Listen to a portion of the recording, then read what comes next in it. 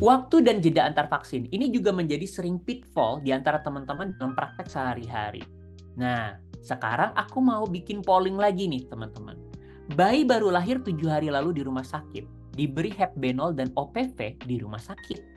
Saat ini ke PKM Anda, bolehkah ia diberi BCG sekarang?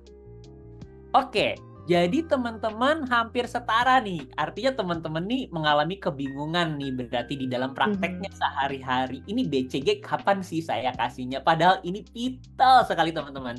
Jadi kenapa sih ini harus aku bikin polling dan kenapa ada sub khusus di presentasi aku tentang jeda antar vaksin?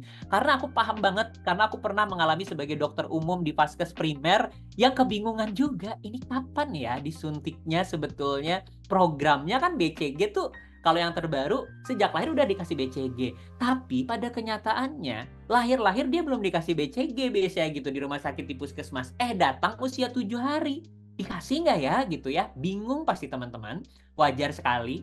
52% menjawab ya, 48% menjawab tidak gitu. Jadi apa sih sebetulnya yang seharusnya benar dikasih? Kita next slide. Nah teman-teman, kita bahas dulu. Kapan dianggap vaksin itu layak dihitung? Jadi ada istilah layak dihitung, ada tidak layak dihitung.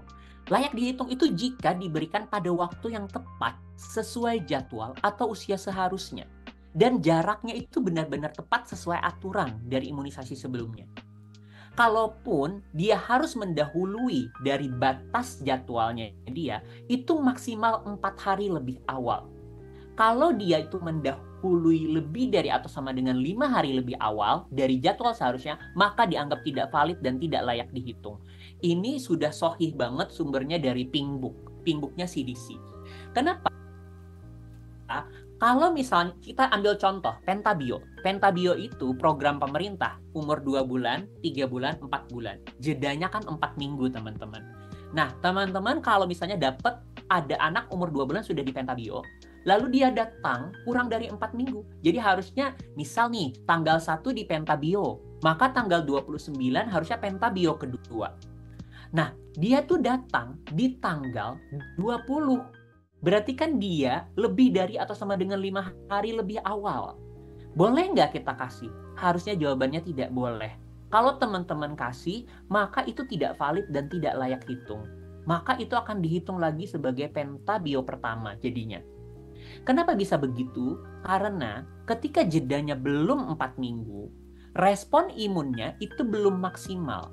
Dan akhirnya terjadi kekacauan. Karena respon imunnya belum maksimal, yang harusnya kita pengen bikin titernya naik, ini belum sesuai titernya naik secara maksimal, teman-teman udah kasih lagi. Ibaratnya gini, kalau kita nerangin ke pasien ya, kita neranginnya gini. Ibu ini tuh tentaranya, sudah ada program latihannya. Nih, program latihannya tuh sekarang tanggal 1 sampai tanggal 28. Dia nggak bisa kita kasih duluan, tentaranya kecapean. Tentaranya ini nggak bisa dikasih program baru sebelum program yang pertama ini selesai. Nah, jadi tanggal 29 baru si tentara ini boleh dapat program lagi. Nah, gitu. Itu alasannya, teman-teman. Nah, kemudian kita ada lagi istilahnya jeda antar vaksin dengan produk lain. Ada antar vaksin hidup yang diinjeksi, di mana tuh minimal 4 minggu. Jadi kalau antar vaksin hidup yang diinjeksi, itu minimal 4 minggu.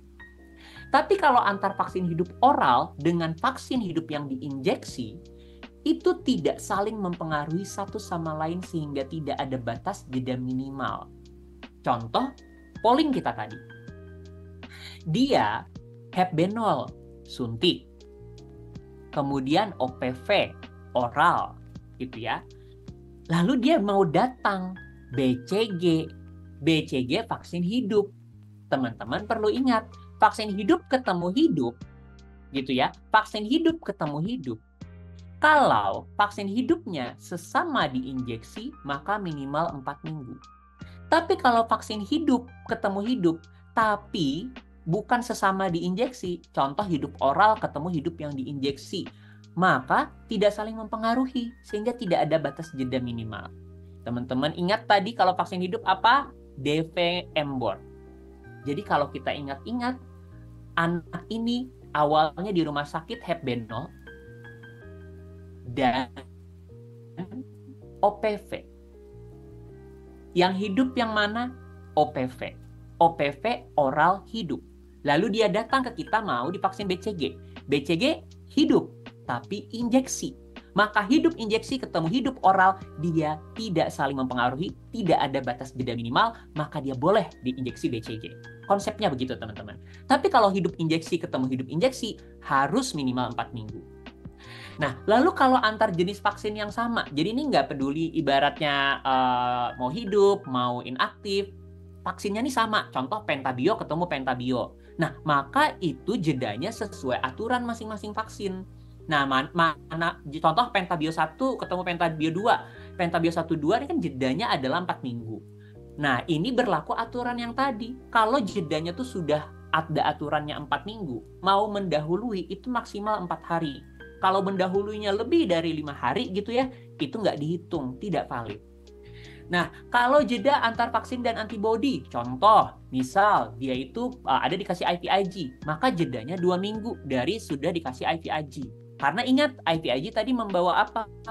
IVIG itu membawa imunitas yang bisa mempengaruhi, yang bisa menginterferensi vaksin yang kita kasih. Terus kalau antar vaksin dan transfusi darah, nanti ada tabelnya teman-teman. Oke, sekarang kita lanjut.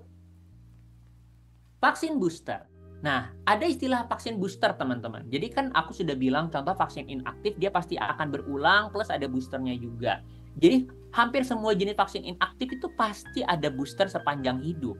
Kecuali HIB, sebab di atas usia 5 tahun jarang sekali anak terinfeksi HIB. Sehingga HIB cukup diberikan sesuai pedoman hingga booster usia 18 bulan. Jadi kita tidak kasih HIB di atas 5 tahun bukan karena imunitas HIB-nya yang terbentuk seumur hidup, tidak. Tapi lebih ke arah karena jarang orang kalau di atas 5 tahun kena HIB gitu. Lalu yang kedua, hepatitis B pada imunokompeten. Karena adanya imunologic memory pasca vaksin hepatitis B yang melakukan autobus ketika terpapar virus, yang prosesnya berjalan lebih cepat daripada respon virus, sebabkan penyakit.